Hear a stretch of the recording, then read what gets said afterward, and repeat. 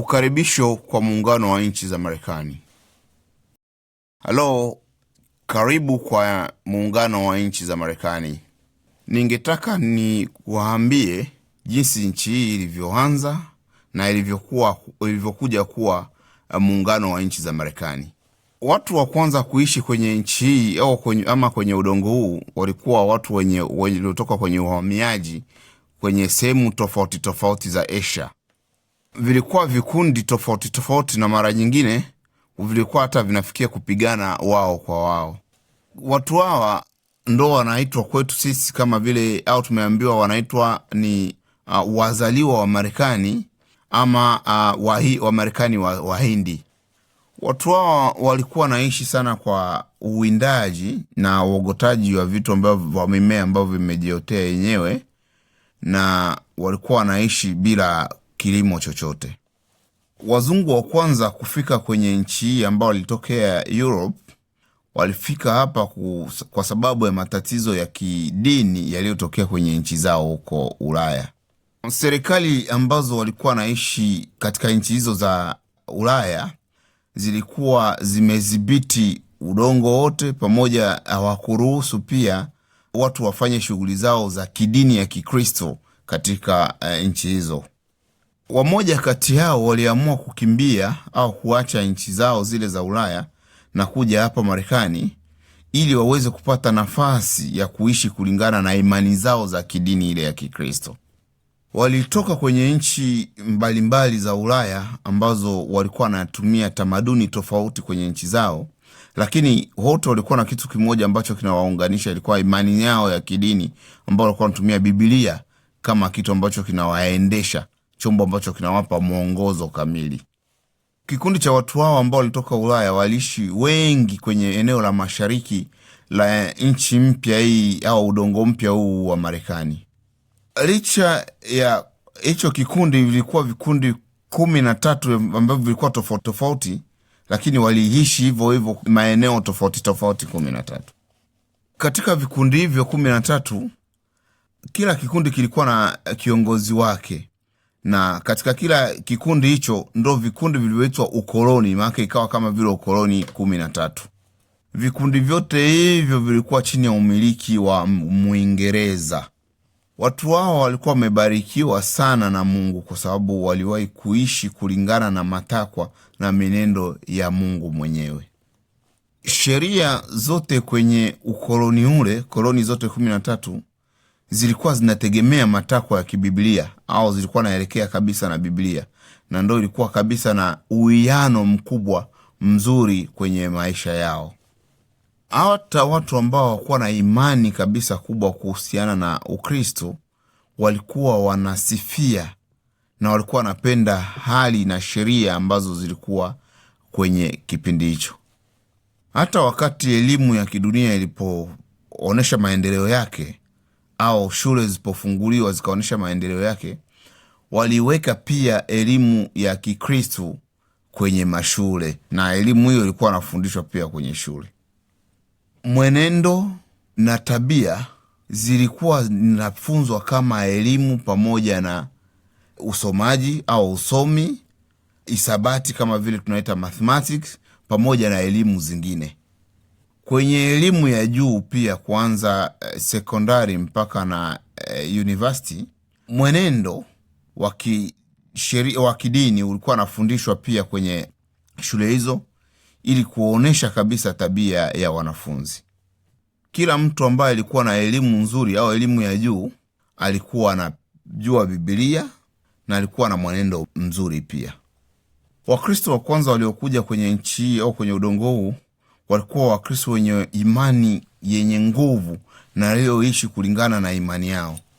Kulingana wakati ulivyokuwa unaenda, na kizazi kipya cha watu hawa walianza kupoteza kabisa imani na ule uwiano na ujitoleaji waliokuwa nao kwa Ukristo.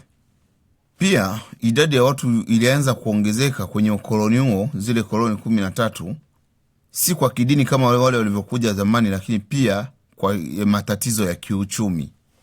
Kadri ya muda ulivyokuwa naendelea, watu wengi, watu zaidi na zaidi walianza kupoteza kabisa imani yao kwa Biblia na wakaacha kabisa kuishi kulingana na matakwa ya Biblia. Kwa hiyo kulikuwepo na haja kubwa kabisa ya kufanya ili watu hawa warudie kuishi kulingana na ule ukakamaa wa Kikristo waliokuwa nao zamani. Miaka 40 mapema kwenye udongo huo haujawa nchi kamili au mbele ya uhuru wa nchi hii, Mungu aliwaingilia au alitokea watu fulani, kikundi cha watu fulani walioenda kwenye nchi za Uingereza pamoja na koloni zilizokuwa hapa, ili kuwafunza watu kuachana na tabia chafu na kuweza kumrudilia Mungu mwenyewe mweza yote. Watu wengi waliweza kujibu na kwenye mahubiri hayo au kwenye mafunzo hayo na kuweza kurudia au kumrudilia muumba wao. Kipindi hicho kinaitwa uamsho wa kwanza, au kinaitwa kwa mara nyingine kwamba uamsho mkubwa uliwahi kutokea, kwa sababu vipindi hivi viliwahi kupita kwa wakati mmoja kwenye ukoloni au koloni zote 13 za kipindi hicho, ili wafanya watu wawe na uwiano wa zaidi na kuweza kushirikiana mara nyingi ukilinganisha na ilivyokuwa zamani. Hivyo ilivifanya kuwa rahisi kwa koloni hizo 13 kuweza kuwa pamoja ili kupambana na Waingereza. Wakati Waingereza walipoamua kuweka sheria au vikwazo vingi kwenye hizo koloni 13, viongozi wa koloni hizo 13 waliweza kuungana pamoja ili kuweza kujiombea uhuru wao. Hizo koloni 13 hazingekuwa tena kama koloni za Uingereza, lakini zingekuja kuwa nchi huru 13. Na kwa sababu walikuwa wanaungana au koloni hizo zilikuwa zimeungana, zilikuja kuitwa muungano wa nchi za Marekani. Kama matokeo ya hayo yote, walikuja kusaini nyaraka ya uhuru wa nchi hizo. Hiyo ilikuwa mwezi wa 7 tarehe 4 mwaka 1776. Baada ya nchi hizi 13 kuungana na kuwa pamoja, waliweza kuwa makini sana ili kujiundia sheria au kitu kinaitwa katiba. Walitaka kila nchi ijiongoze kivyake na iwe na uhuru wa kidini, na hivyo kufanya sheria nyingi ili serikali ya muungano isiwezi kuingilia katika mambo ya kibinafsi ya kila nchi katika mambo yanayohusu kidini, na pia isiweze kubadilisha mienendo ya kidini ya kila nchi. Hayo yaliweza kupita kwenye miaka karibuni 200 iliyopita, na mengi yamebadilika kuanza kipindi hicho mpaka leo. Kwa sasa ni nchi 50. Kila nchi bado ina sheria zake, lakini kwa sasa ile serikali kuu ya muungano wa Marekani ina mkono mkubwa kwenye nchi hizo ndogo ndogo, na inaweza ikaingilia na kuchunguza mambo mengi zaidi. Serikali ya muungano imeweza hata pia kuingilia katika mambo fulani ya kidini kwenye nchi zingine ndogo ndogo. Na kwa hiyo watu wengi wanaoishi kwenye nchi hiyo wamekuwa wavivu sana kuishi yale maisha ya Kikristo ambayo wazazi wao au vizazi vyao vya zamani vilikuwa naishi. Watu wengi kwa sasa wanashirikisha na mambo yanayohusu kiuchumi, hawajali hata mienendo na tabia ambazo zimesemwa au vimeandikwa kwenye Biblia.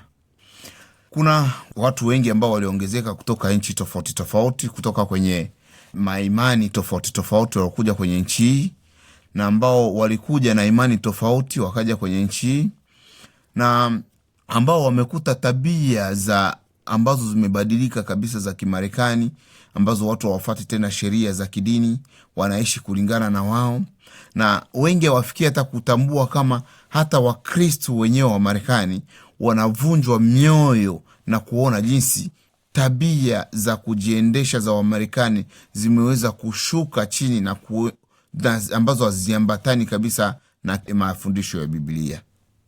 Kwa hiyo nyinyi ambao ni wapya, mko na uhuru wa kuwa na imani ambayo ni yenu nyie, lakini pia naamini kwamba nyinyi yote mna uhuru wa kuwa na imani yenu ambao mnataka katika nchi hii.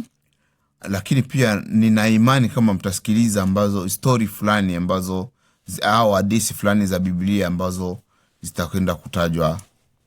Kwa hiyo mtasikiliza mambo ambavyo Biblia inafundisha na ambayo ni ya maana, ambayo inaonesha jinsi gani mtu anaweza akaishi na mwenzake. Historia nyingi za Biblia kwenye lugha yenu zinapatikana kwenye mtandao na hazina malipo. Mtandao ambao unaitwa